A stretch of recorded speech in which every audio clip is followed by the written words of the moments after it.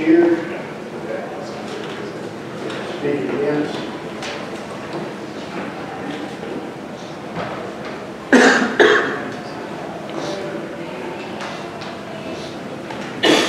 Introduce yourself and who you're with and your recognize. Thank you, Mr. Chair. My name is Brady Shires. I'm here on behalf of the Arkansas Public Policy Panel in the Citizens First Congress.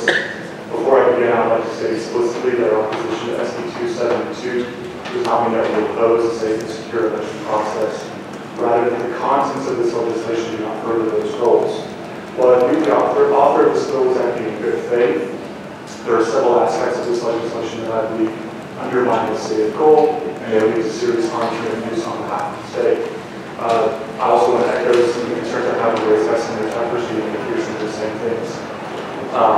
So looking into the legislation, the review process establishes between 15 to 20 counties that be selected. I won't go over some of the things that were said earlier, but my main concern is with the JPR selection process as well as having some sort of stipulation similar to the 2/3 vote. I think would be appropriate to JPR in this case, just to avoid them picking on, say, Pulaski County and Jefferson County over here. Furthermore, after several discussions I've had with several individuals, the primary concern I heard was for the potential for abuse. When the state board begins the review process and they see something questionable, what accountability do they have that they'll be acting in good faith? To give a brief example, in 2020 in Faulkner County, there was a resident who had a stroke and was unable to sign their absentee ballot. They had a signature off straight line. They had a witness present, they signed off on it, the county clerk, the county election commissioners, all verified that that was the case. Now, suppose that the state board saw this example and they thought there was something fishy there, and they would decide to ignore the testimony of the clerk and found that no one involved. What kind of accountability would there be if the state board was acting in good faith? I think maybe some sort of accountability on them as well would be appropriate.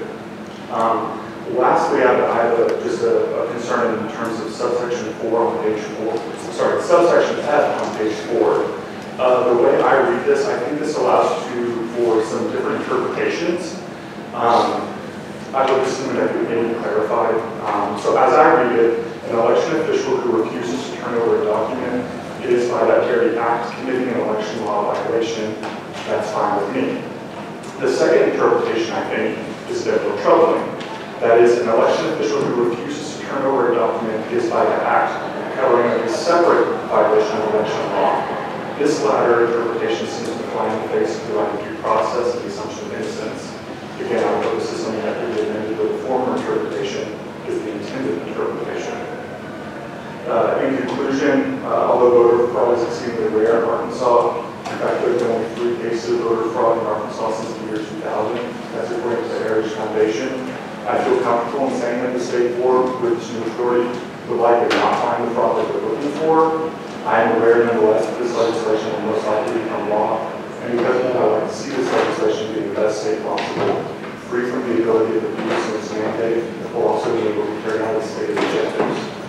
If the sponsors be open to making changes based on the concerns that have been raised, I'd be more than happy to help. And in its current state, I would urge you to oppose SB 272. Thank you. Any questions from the committee?